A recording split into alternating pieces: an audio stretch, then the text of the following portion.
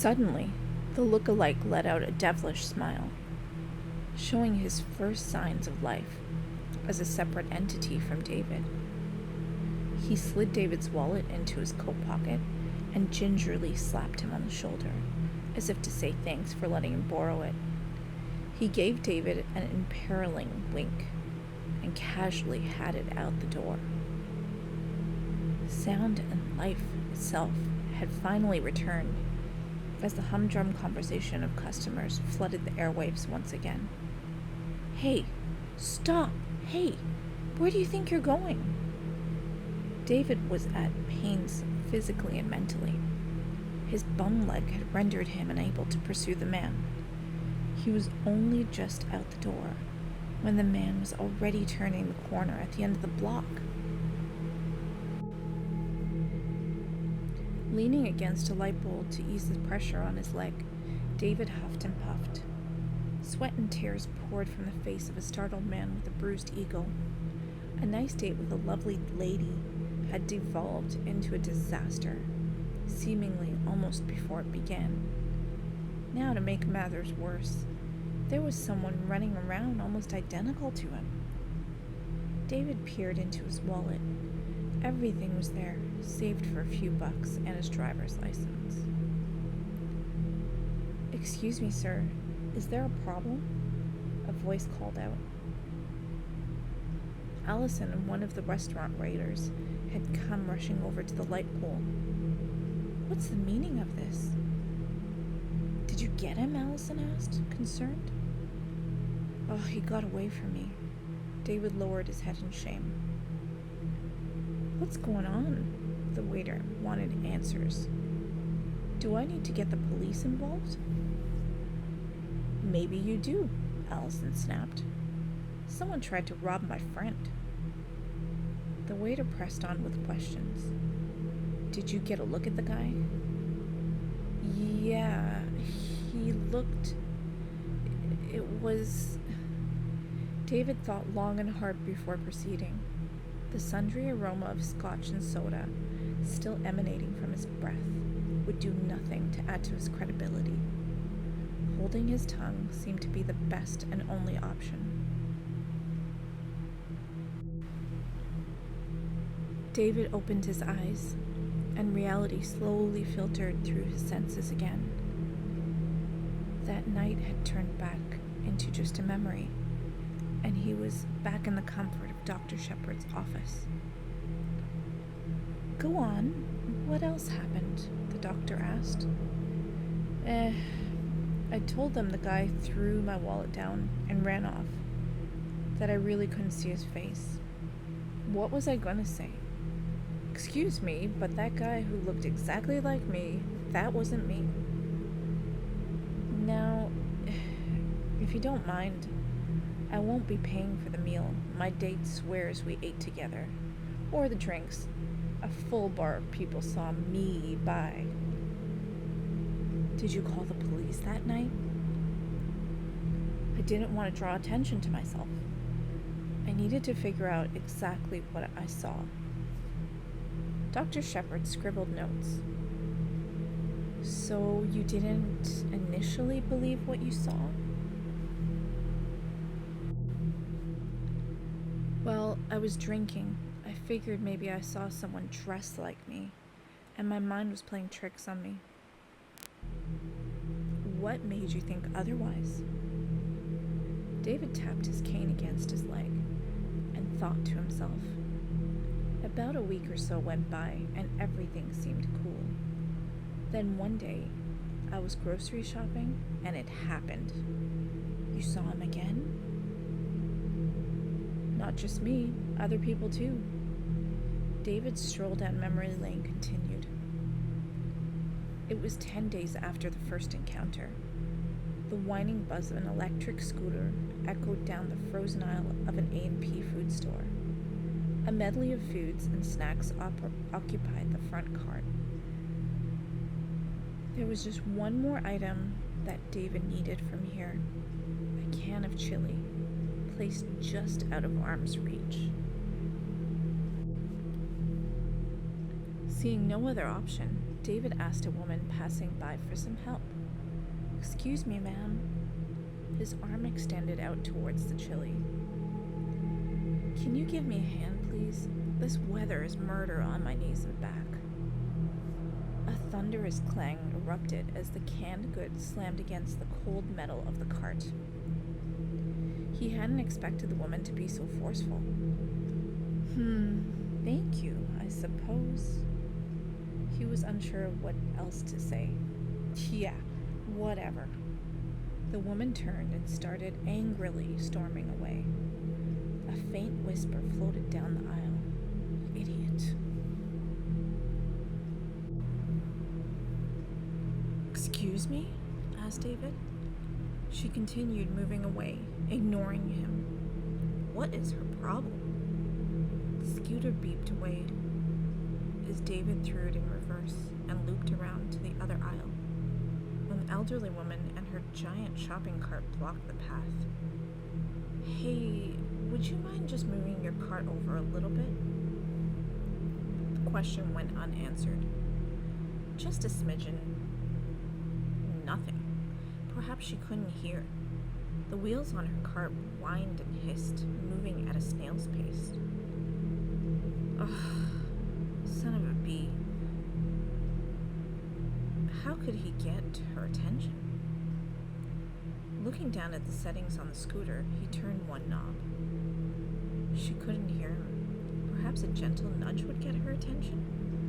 The knob clicked and set the new speed setting. David gripped the scooter's handle and twisted. The scooter violently nudged forward.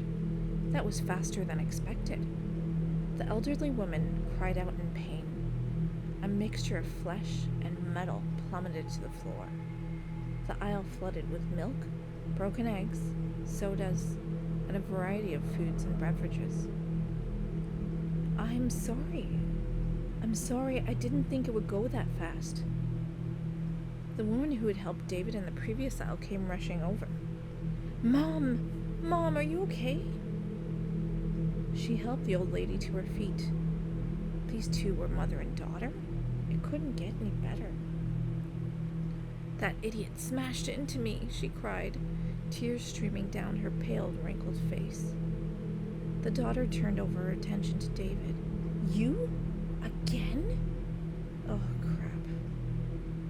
If idiots like you wouldn't take all the scooters and left them for people who needed them, this wouldn't happen." "I needed this just as bad as anybody else," David protested. "I have leg and back problems, damn it." He hated when people assumed his health went hand in hand with his youth. Many people have problems not so obvious. A plethora of people filled the area to investigate the incident. One worker recognized David. "Ah, geez, not you again," the worker shouted. "That's the third time this week. You know you're not allowed in here. Get up off of that scooter." What in the blazes was he talking about? "What do you mean? I've been buying my food here for years now," David asserted. "We have you on camera. Someone escorted you out of here multiple times," the worker explained. "This is the last straw. I'm calling the police." While David was being escorted out of the store, he caught a brief glance of another man in a checkout lane, a few spaces down. There he was again, that mirror image of a man who'd showed up on his date with Allison, once again looking and dressing the same. He chuckled and gave Dave a playful wave goodbye, as the man he copied was evacuated from the premises. And here he was now, seeing a court-ordered shrink, and charged with disturbing the peace. Never in a million years did he imagine his life would have turned out this way. Dr. Shepard put down her notepad. There was nothing else to say. I want to thank you for taking the time to talk through this all with me, David, she said. I think we're really making progress. How so? He asked. Well, she explained, to start, I think your grasp on reality has gotten better. What are you talking about? Do you remember the last time we went through the story? He sat up in his chair and pondered the question. Come to think of it, none of his sessions had been memorable.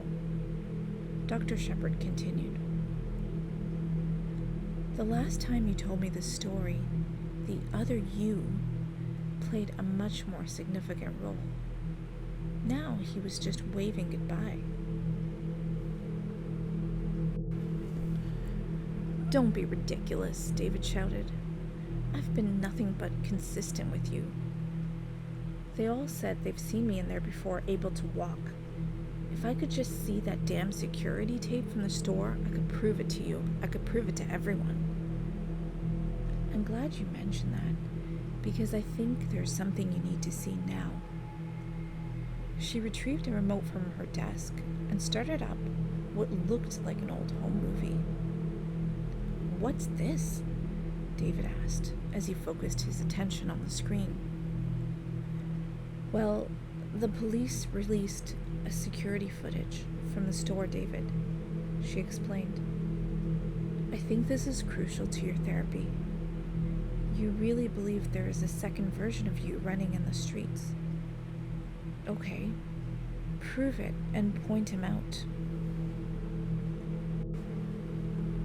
David thoroughly gawked at the screen ahead of him. He had expected to see just the scooter incident, but there was so much more.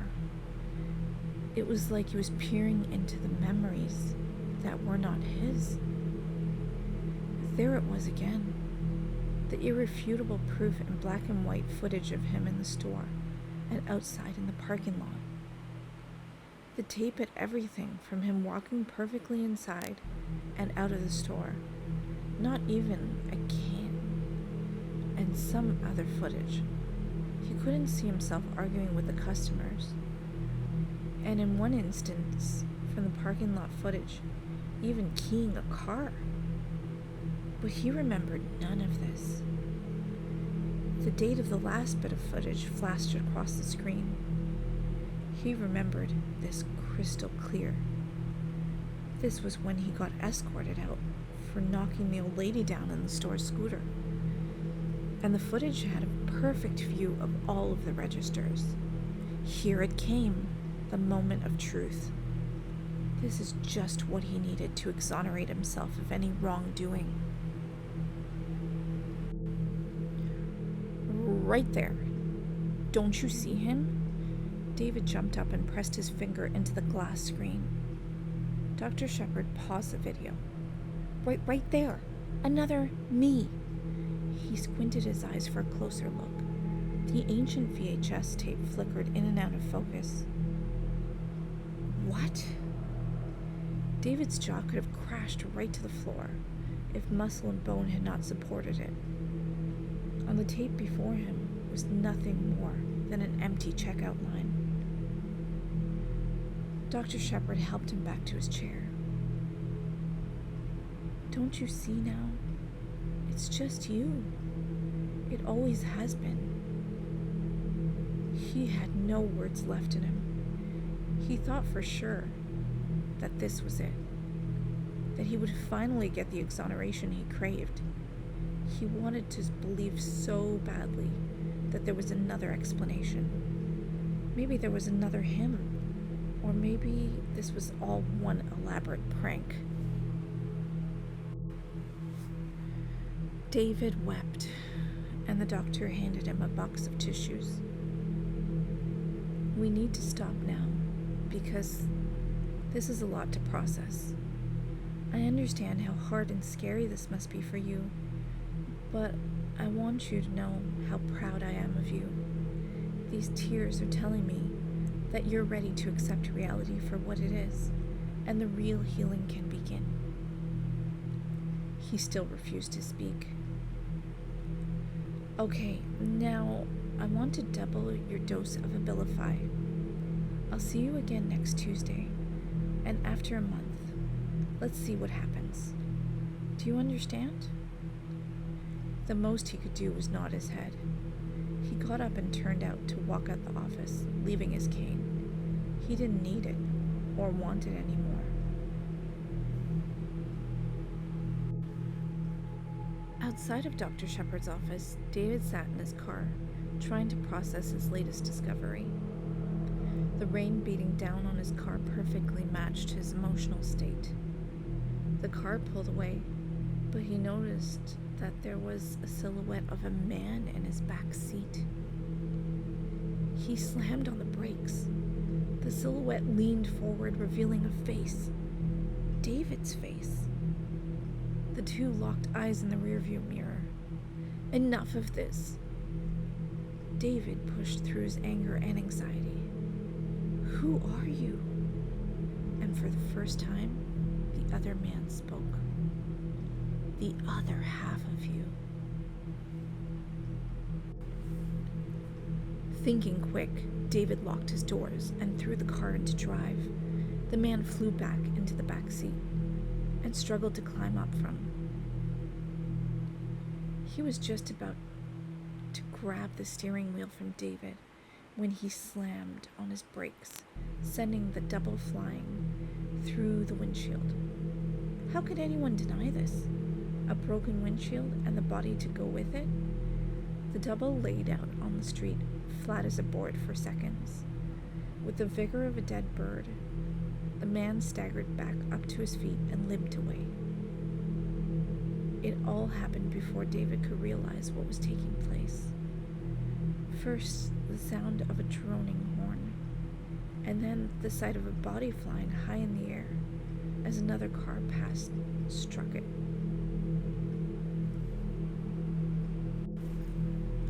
Suddenly, the view had all changed for David. He didn't know who he was or where he was anymore. One moment he was in his car, watching his mirror image fly through the windshield, and now he was face down in the street, eviscerated by shards of glass and concrete that had torn into his skin. Blood had shot from his mouth like a fountain, and his vision grew blurry. Before he lost consciousness, he could faintly hear the other driver. "Oh my God, man, what are you doing? You came out of nowhere. Don't you wear your seatbelt?" Everything went black. Approximately 1 week later, there was a memorial service in David's memory with Allison, Dr. Shepard, and a few others in attendance. At the end of the service, a priest said a few words on David's behalf. And now we say goodbye to this brave young man who, after years of dealing with schizophrenia, may now rest easy in the long arm of our Lord. May he rest in peace. As the priest spoke, those in attendance whispered back and forth, discussing David and the many ways they knew him. He was such a fun guy to go out with. He loved to eat. The guy was always ready to buy a round of drinks and get the party started. He was a little dramatic at times, don't you think? Maybe a bit harsh sometimes. That was him. That was David. The end.